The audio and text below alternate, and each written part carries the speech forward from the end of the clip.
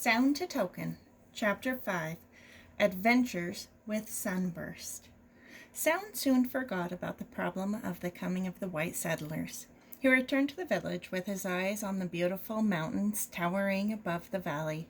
Soon he could see the horses scattered over the meadows, grazing in the bright sun. All summer the boy spent time with Sunburst. It was not long before the big colt would come running to meet Soun as soon as he saw the boy coming. Soun clapped his hands as loudly as Sunburst came bounding toward him. When the colt did not see Soun,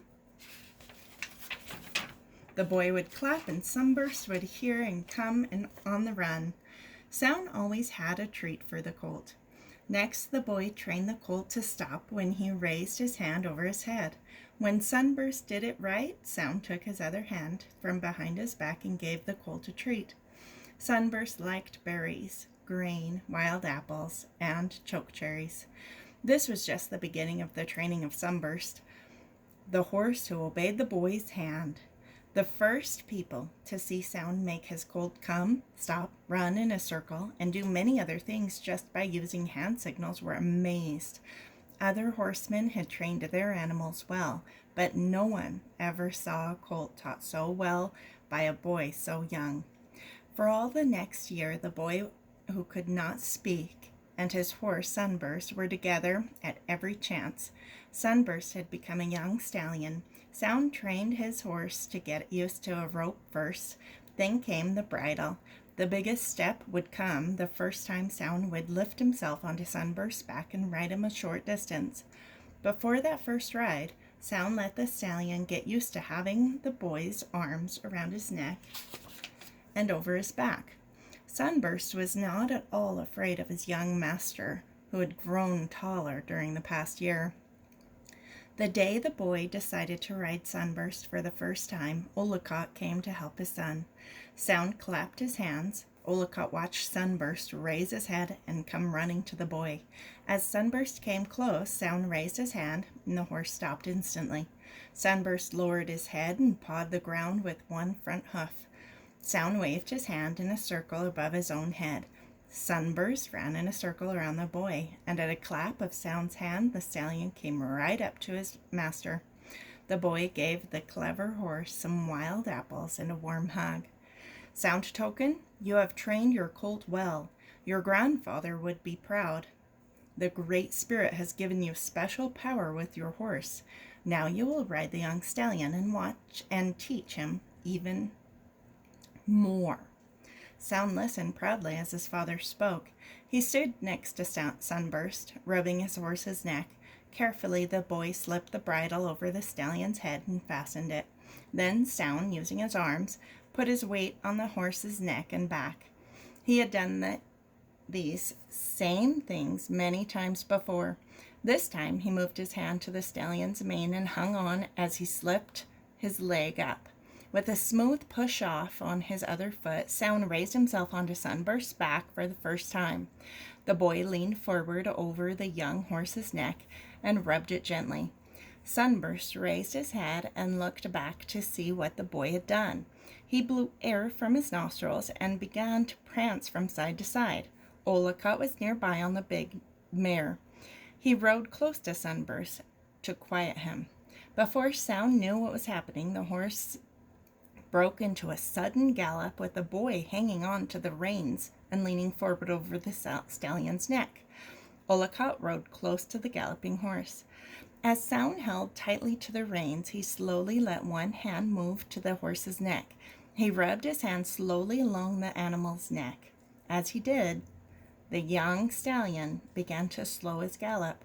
In only minutes, Sunburst went from a gallop to a trot and was soon just prancing in the deep grass.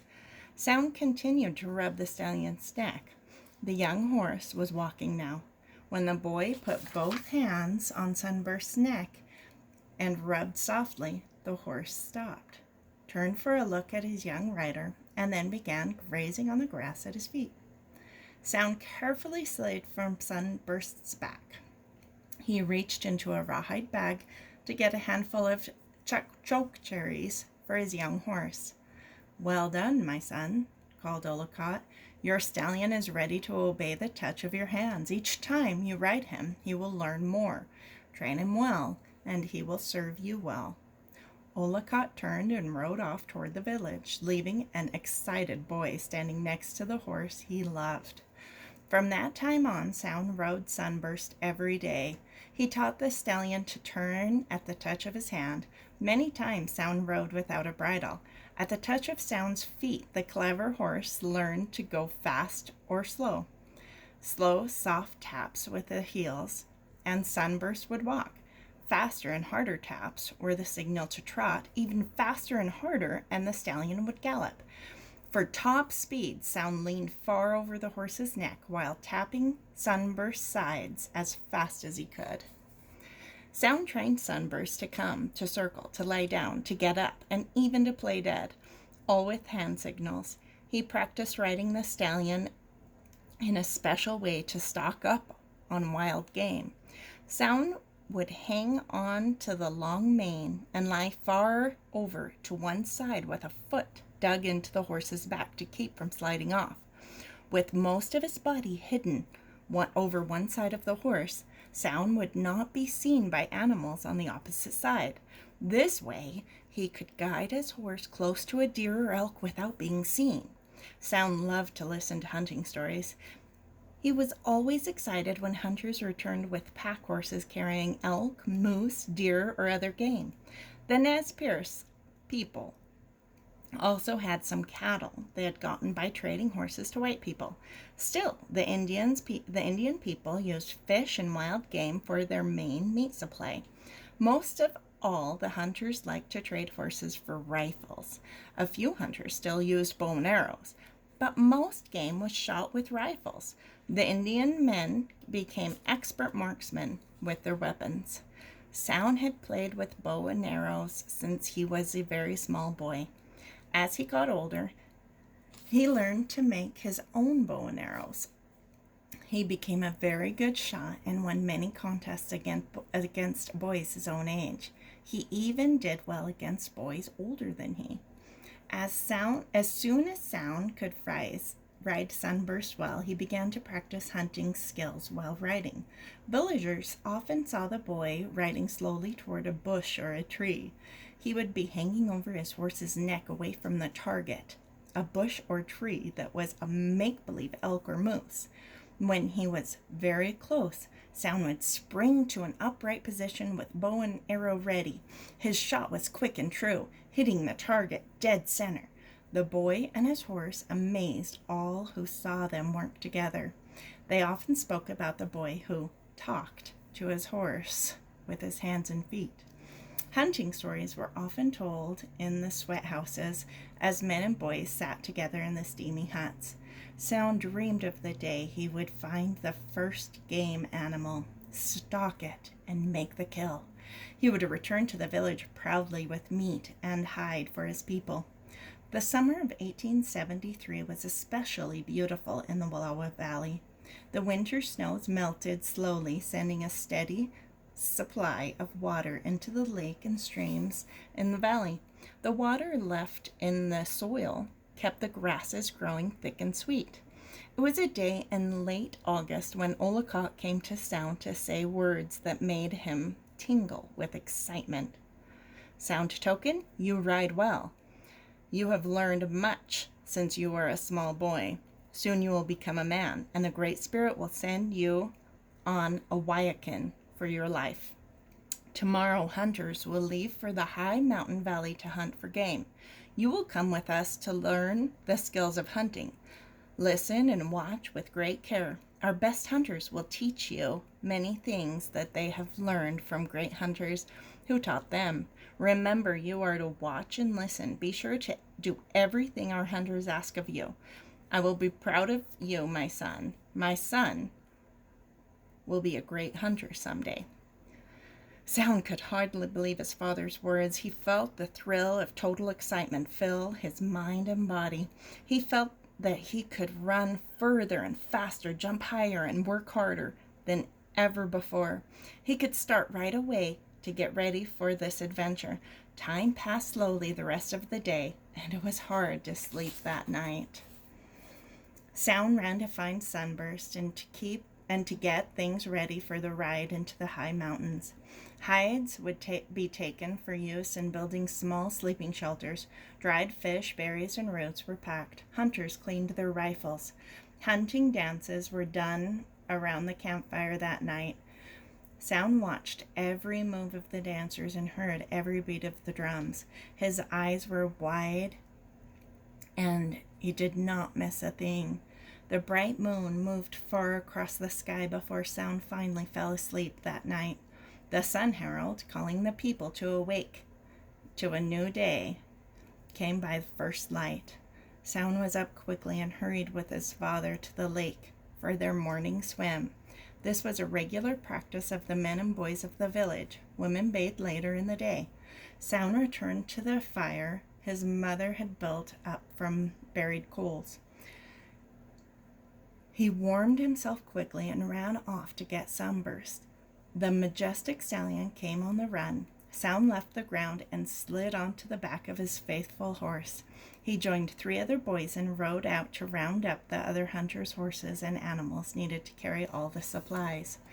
After the morning meal on the beautiful August day, 12 men and 4 boys rode away from the village toward the high mountains. The riders rode on a ridge that followed along the east side of the Wallowa Lake.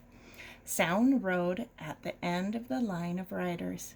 He looked down to his right at the clear blue water of the lake and then up at the high mountain peaks. He had a strange feeling that something special would happen on this, his first hunt for big game. The trail followed the lake shore for more than 5 miles before a wide canyon opened to the left of the riders. A small creek drained the canyon. Olacott led the hunters across the creek and up into the canyon. The route climbed gradually along the side of the creek through aspen trees and young fir trees covered the sides of the canyon near the stream. The riders followed Olacott single file through the trees. Olacott was following a faint game trail used by wild animals and once in a while by hunters. In just a short time, the hunters were high above the lake. There was more and more loose rock to cross. The horses slowed down and stepped carefully through the rocky places. Soun watched Sunburst closely. The young stallion was not used to crossing the loose rocks. Soun was glad to be last in line. He knew Sunburst would not be as afraid when he could follow the rest of the horses through the bad spots. When Olacott came to another canyon leading off to the right, he made a turn and started toward a high saddle between 2 mountain ridges. On top of the saddle widened to the south and opened into a large meadow. A stream with many beaver ponds filled the center of the meadow. Trees lined the edges of this wide open space. Willow bushes surrounded the creek and ponds. Large aspen groves at the sides of the meadow provided plenty of food for the beaver. The riders stopped to look at the high meadow. They had already seen lots of signs of moose, elk, and deer. They read the signs carefully. Soun had learned to read the same signs to help him be a good herder. Now he felt the excitement of the hunt. He knew that everything he had learned would help him find game. The men and boys rode on the east side of the meadow to the far south end. They set up their camps on a level place in the trees just beyond the meadows. Soun and a boy his age made a shelter together. This boy had a Christian name given him by missionaries at Lapway. His name was Jonas. He was a good worker. He loved to work hard and play hard. Jonas was always busy doing something. Jonas liked Soun even though Soun could only speak with sign language. Jonas was bigger and stronger than Soun, but still had trouble beating the smaller boy in wrestling contests, foot races, and shooting with bow and arrow. Soun was good at seeing a weakness, at finding a better way to do something, and was quick to take advantage of the other boys' mistakes. Soun was hard to beat in any contest. Jonas liked Soun. They had lots of fun together. Their friendship would grow stronger every year. A camp was set up, firewood was gathered and stacked, beds were made in the shelters. The hunters would leave early each morning in search of game. They would divide into groups of twos and threes. The hunters stayed on the ridges and led through the mountains. From the high ridges, they could look down into the valley and meadows for elk, moose, deer, and bear. After 3 days of hunting, the carcasses of 2 deer and a large moose were hanging from trees near the camp. Hunting had been slow. In 3 more days, the hunt would end. Soun and his father had not even seen an animal yet. On the 5th day of the hunt, Soun and Olcott rode far from the camp. They followed a ridge up to a very high valley that was surrounded by snow-covered slopes. They saw signs that many elk had passed this place only minutes before they came. With quick hand signals, Olcott told Soun to ride along the valley on the right. Olcott rode left, staying in the willows and the spruce trees. Soun knew his job was to send any game from his side of the valley toward his father on the other side. The boy had only bow and arrows. His father had a rifle and was an expert shot. His father would have the better chance at bringing down the speedy elk. Soun rubbed his hand on the left side of Sunburst's neck. He tapped the horse's sides gently with his heels. The stallion turned right and began walking along the edge of this high valley. Only a short distance away, a few snowfields reached to the valley floor. Soun did not notice the snow. His eyes were scanning the meadows for a glimpse of elk. Soun reached a ridge on the far end of the meadow. He could not see his father. Beyond the ridge, he could see into another valley 200 feet below him. Soun was surprised to hear thunder in the distance. He saw dark clouds rolling in from the southwest. The wind had started to blow steadily. Soun rode along the ridge in the direction that he thought he would meet his father. Suddenly, Sunburst's ears pointed forward. He whinnied softly. Olcott rode from behind a large boulder. He quickly spoke to Soun with sign telling him that the elk were just below them in the valley. He wanted Soun to ride west down the ridge to the valley below. Olcott would ride east and south. They would have the elk between them. Soun's heart beat faster. He knew his father needed his help. He would try his best to do his job well. Only minutes after leaving his father, Soun heard a loud clap of thunder. The wind blew even harder. Soon, a cold rain began to pelt horse and rider. The strong wind drove the rain across the ridge. Soun lowered his head as Sunburst continued down the ridge. Halfway down, Soun was startled by a loud cracking sound. The wind had blown a dead tree over. Soon, other dead trees and branches came crashing to the ground. The boy stayed away from any dead trees to keep from getting hit. The wind blew even harder. Now snow was mixed with the rain. Soun was soaked to the skin. Lightning flashed across the cloudy sky, followed by loud claps of thunder. Soun had never been in a storm like this one. The boy guided his horse to a clump of dense spruce trees. The trees were healthy and strong. Soun stopped next to the trees, which blocked the fierce wind and driving rain. He caught his breath and looked around. He shivered. Sunburst's warm body felt good against his legs. Soun looked into the valley. He saw a small meadow surrounded by trees. As his eyes scanned the valley below, he saw something that looked like a large tan rock near a clump of bushes. He looked at the rock for a few seconds, thinking that it seemed quite unusual. His eyes were just leaving the rock when he noticed a movement. It wasn't a rock. It was an elk lying there. The great animal slowly got up and stood, shaking the rain from its body. Soun trembled with excitement. He had found an elk. What he did next would make the difference between success and failure. The boy saw the large antlers on the elk's head. They were covered with velvet this time of year. Antlers fall from the elk's head in early spring, and the bulls grow a whole new set every summer. This velvet covering the antlers This velvet covering the antlers is full of blood vessels carrying food needed for the antlers to grow.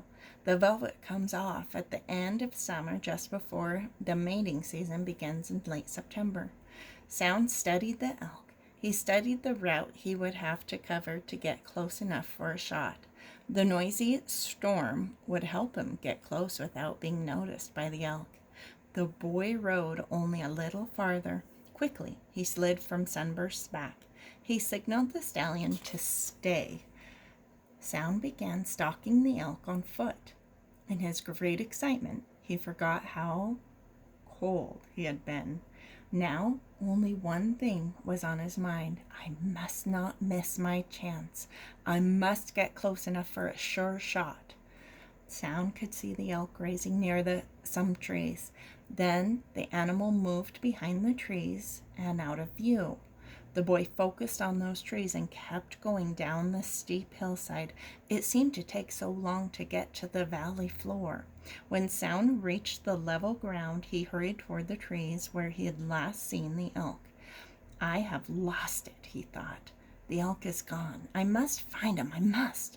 Soun crossed a small opening. With each step he took, and with each minute that passed, he became even more sure that the elk had gotten away. Suddenly the boy stopped. Not 60 feet away, he saw the right rear leg and hip of the elk. The animal was standing behind a clump of young spruce trees.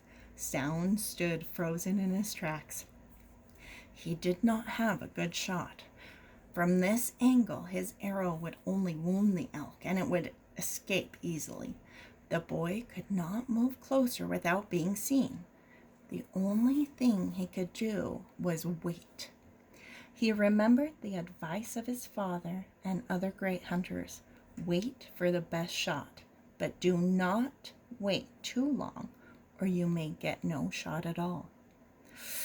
How long should he wait? What would his father do right now? When will the elk move? Which way will he go? Soun had his bow ready. His best hunting arrow crossed his bow, and he held it ready to draw and shoot. The excited boy waited. His heart raced. He was breathing fast. He tried to calm himself by taking deeper breaths. His eyes never left the elk's rear leg. Minutes passed. The storm raged on. The wind was carrying Soun's scent away from the elk. The animal did not suspect any danger. Soun waited for what seemed to be a very long time. He had calmed down a little, but was still very tense. As he watched the elk, he saw the leg move and disappear behind the trees. Before Soun could see which way the elk was moving, the animal's huge head and neck came into view from behind the trees. The animal had just turned around. It stood looking ahead, still unaware of danger. Soun slowly raised his bow, pulling the arrow back as far as possible. The arrow left the bow and traveled to the target only 60 feet away. It was a perfect shot. The elk went down instantly. Just as quickly as the elk fell, it was up again. Soun had a second arrow ready and sent it true to the mark. The elk ran a short way and stopped. The boy ran closer, staying in the trees. His third shot was all that was needed. The elk went down for the last time. Soun was shaking with excitement as he ran to the fallen animal. Soun's throat went dry. As the shocked boy stood there, catching his breath, he knew this was a great moment in his life. Soon he would be a man. His skill as a hunter would provide meat to eat and hides for clothing and shelter for his family. He could not wait to tell his father the good news. It took a while for Soun to calm down. He realized the storm was still bad. He was separated from his father. His elk needed to be field dressed right away. Before, he had only watched as large game animals were cleaned. But he would have to do this on his own. The boy worked as fast as he could. The work kept him from noticing the cold, wet weather. When the field dressing was finished, the boy ran back to get Sunburst. The faithful stallion was right where Soun had left him. They moved off to find Olacott. Soun knew his father would be very proud of him. The young Nez Perce boy's thoughts were interrupted by a loud rifle shot ahead of him and to his left. As the boy turned his horse toward the sound, another shot rang out. In only minutes, Soun rode into a small meadow where he saw his father kneeling next to a bull elk even larger than his own. Soun crossed the meadow, slipped from Sunburst's back, and stood looking at his father. A big smile covered the boy's face. His hands moved faster than ever as he told Olacott his news. He told every detail as quickly as his hands could sign. Sound Token, you are a good son. The hunt has been good today. The Great Spirit has given us game. The earth has nourished the animals. You will be a great hunter for your people.